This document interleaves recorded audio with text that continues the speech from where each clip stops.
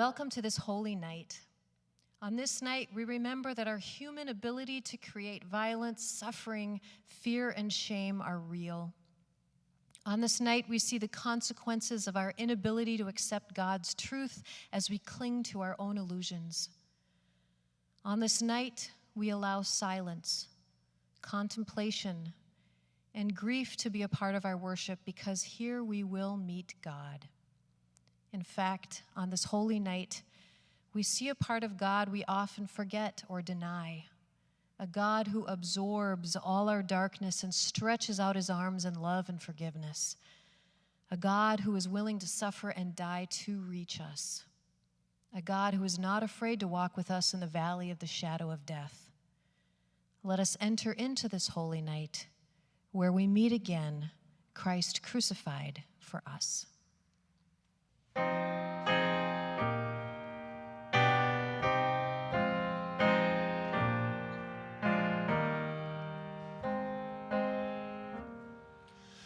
Were you there when they crucified my Lord?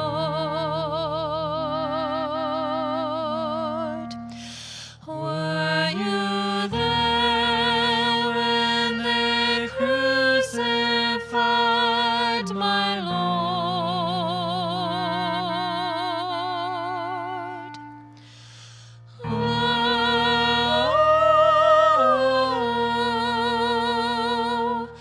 Sometimes it causes me to tremble, tremble, tremble. Were you there when they crucified my Lord?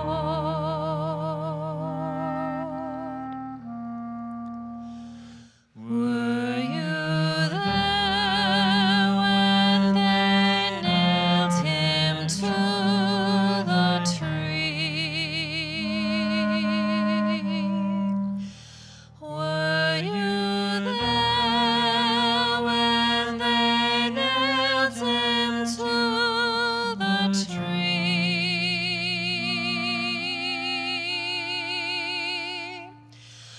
Oh,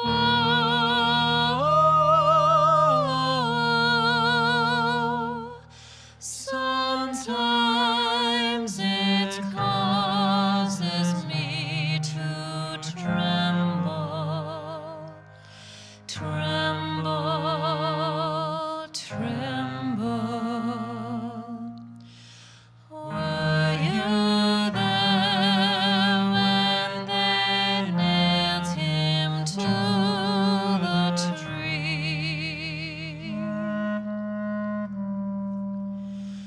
Were you there when they pierced him in the side?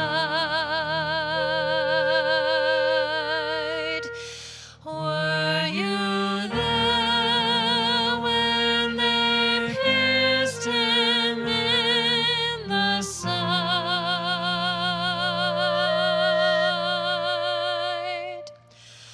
Oh,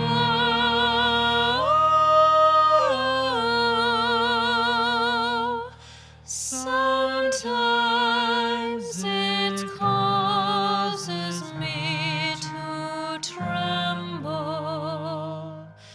tremble, tremble.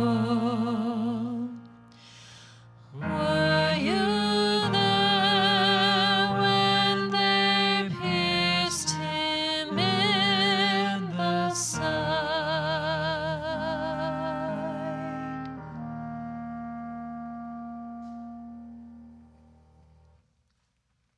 Our reading this evening comes from Mark chapter 15, beginning with verse 16. Then the soldiers led him into the courtyard of the palace, that is the governor's headquarters, and they called together the whole cohort. And they clothed him in a purple cloak, and after twisting some thorns into a crown, they put it on him. And they began saluting him, "Hail, King of the Jews!" They struck his head with a reed, spat upon him, and knelt down in homage to him. After mocking him, they stripped him of the purple cloak and put his own clothes on him. They led him out to crucify him. They compelled a passerby who was coming in from the country to carry his cross. It was Simon of Cyrene, the father of Alexander and Rufus. Then they brought Jesus to the place called Golgotha, which means the place of a skull. And they offered him wine mixed with myrrh, but he did not take it. And they crucified him and divided his clothes among them, casting lots to decide which each should take.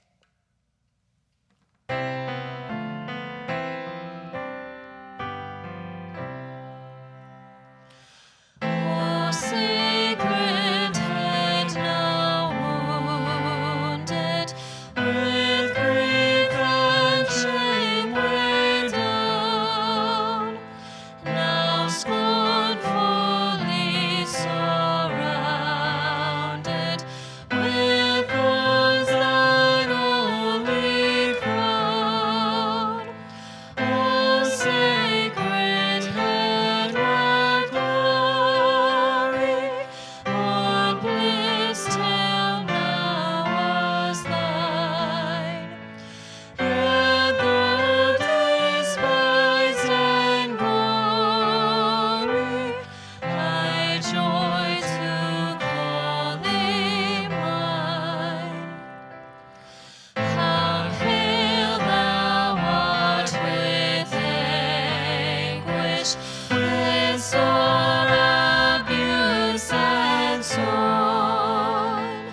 How does thy face now languish, which once was bright as morn?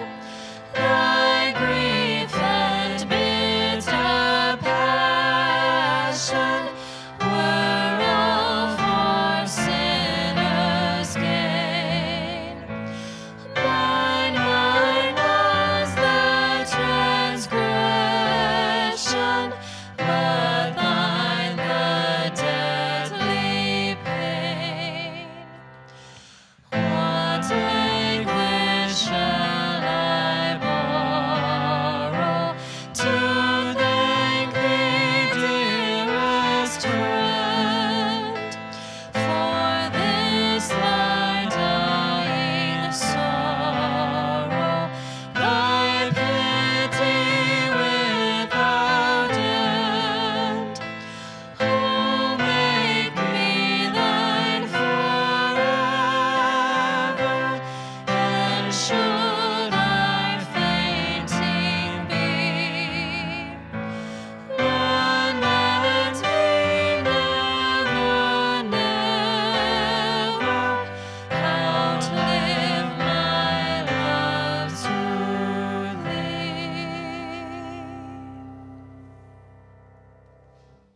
It was 9:00 in the morning when they crucified him. The inscription of the charge against him read, "The King of the Jews." And with him they crucified two bandits, one on his right and one on his left. Those who passed by derided him, shaking their heads and saying, "Aha!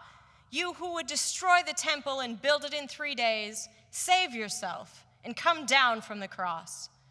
In the same way, the chief priests, along with the scribes, were also mocking him among themselves and saying, "He saved others. He cannot save himself.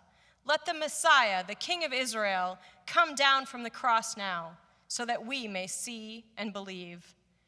Those who were crucified with him also taunted him.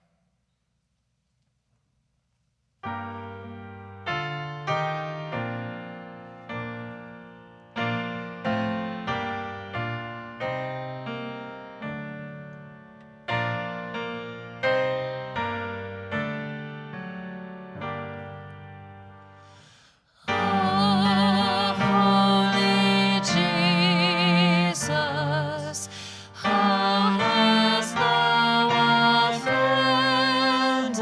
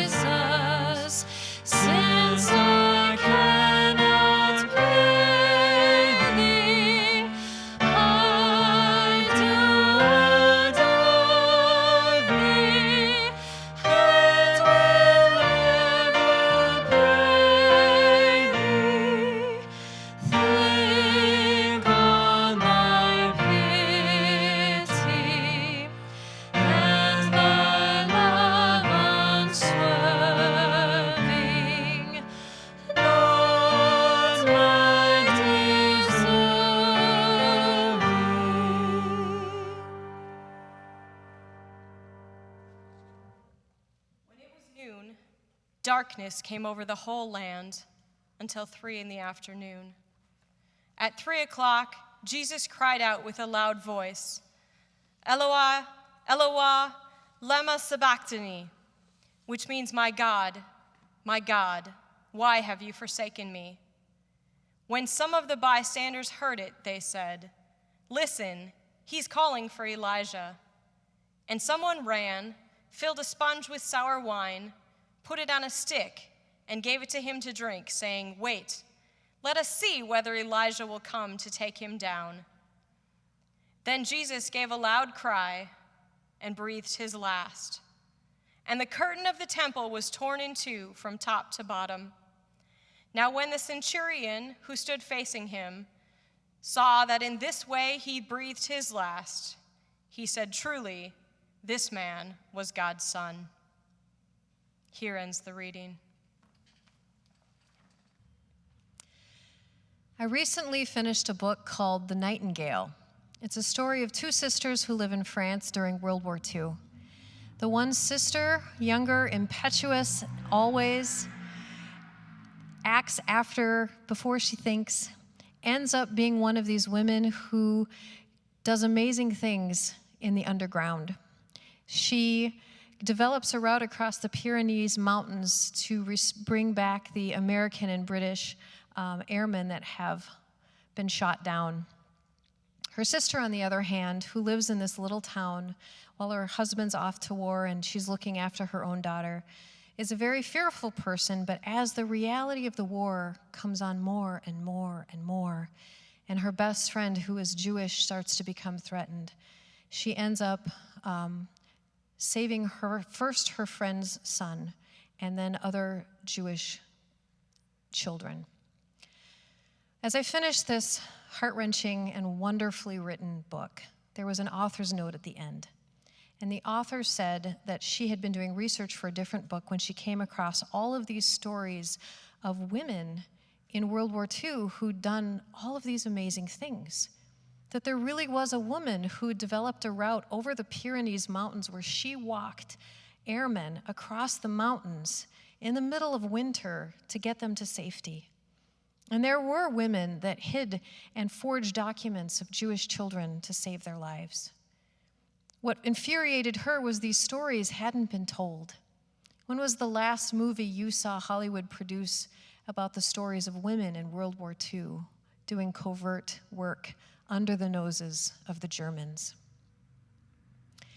What really struck me is there was one point when the older sister is doing all of this work while she's absolutely terrified, that she goes to church and wonders if she even believes anymore. Because where is God? Where is God in all of this? I think we know very well that humans have the ability to create hell on earth, even as we can create heaven on earth. And in those moments, we may wonder where God is. And I don't know what it is about us that we want to always make God be the one who's in power and in control. And so when something bad happens in this world, it's more important for a lot of people that God is in control, that God is somehow the architect of this really bad thing. Because somehow the idea that it is happening, that it might be out of God's control or isn't in God's plan is almost more terrifying than the idea of a tyrannical God who allows or manufactures horrible, hellish things. I know right now that is something that people struggle with. There are people who are standing in unemployment lines, people who don't know where their next meal are coming from, healthcare workers who haven't seen their kids all month because they're afraid of contaminating them. There are some people who are filled with fear and anxiety, not knowing what's coming, and others who are saying goodbye to people, who are watching people die, who haven't seen their loved ones, who don't know where food is coming from. Wherever you are in this, it can be tempting for us to try to make sense of what's going on. Where is God in all of this?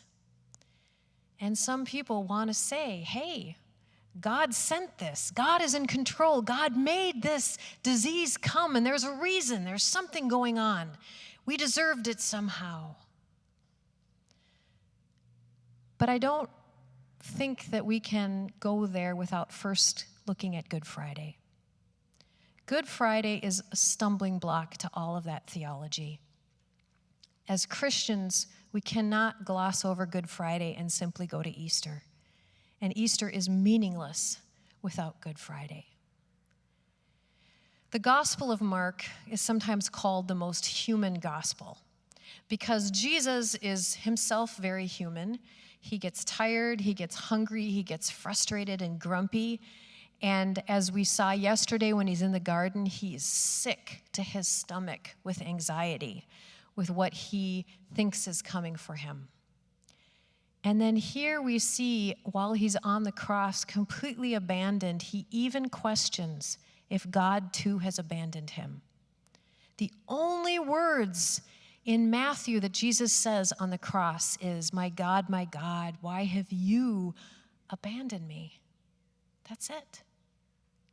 And it's in the moment where Jesus utters that and dies that for the very first time a human being sees Jesus for what he is. Because that's the other thing about Mark. This whole entire time, all of these other chapters, no human being has understood who Jesus was. Even when the disciples confessed that Jesus was the Messiah, they were imposing upon him all of their thoughts of what that meant. They never saw him for who he was and what he was doing. It wasn't until Jesus dies on the cross, groaning in agony, feeling that he's been abandoned by everyone, including God, that finally we see God revealed. And you might wonder how the centurion could possibly have deduced, with all the men he's seen die on a cross, that this one was the Son of God. But that's not the point. Mark is telling us something. That from the mouth of a Roman centurion comes the first confession that someone is able to see, and that we cannot see and understand who God is until we see Jesus on the cross. Because it is Jesus revealing that God is not the architect of suffering, but the recipient of suffering. That God is not the one who is crucifying, but the one who's crucified. That God is not like Caesar or Pontius Pilate or those religious leaders who use their power and their control to try to make something happen through violence and any means necessary, but rather the one who is innocent and the one who received all of that injustice. So if we want to know where God is today, look at the people standing in the unemployment line. Look at the homeless who cannot physically distance 6 feet apart. Look at the people around the world who are waiting in lines trying to find places that they can go. Look at the healthcare workers crying in exhaustion. That is where God is.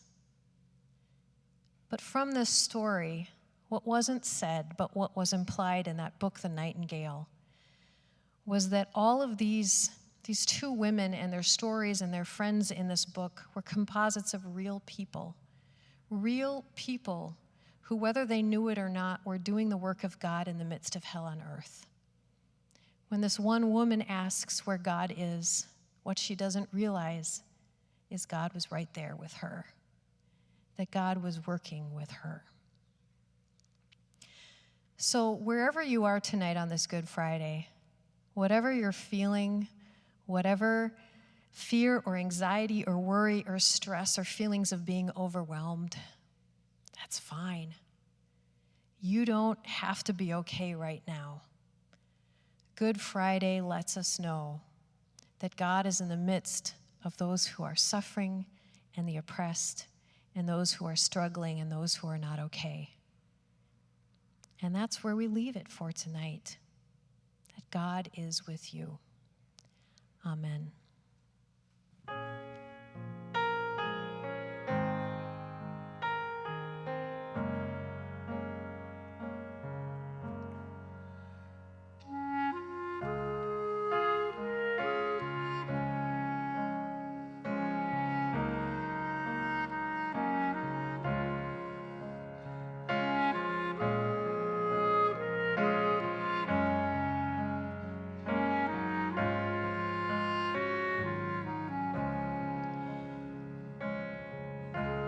Be gracious to me, O Lord, for I am in distress. My eye wastes away from grief, my soul and body also. For my life is spent with sorrow and my years with sighing. My strength fails because of my misery and my bones waste away. I am the scorn of all my adversaries, a horror to my neighbors, an object of dread to my acquaintances. Those who see me in the street flee from me. I have passed out of mind like one who is dead. I have become like a broken vessel, for I hear the whispering of many, terror all around, as they scheme against me, as they plot to take my life. But I trust in you, O Lord. I say you are my God. My times are in your hand. Deliver me from the hand of my enemies and persecutors. Let your face shine upon your servant. Save me in your steadfast love. Do not let me be put to shame, O Lord, for I call on you. Let the wicked be put to shame. Let them go dumbfounded to Sheol. Let the lying lips be still that speak insolently against the righteousness with pride and contempt.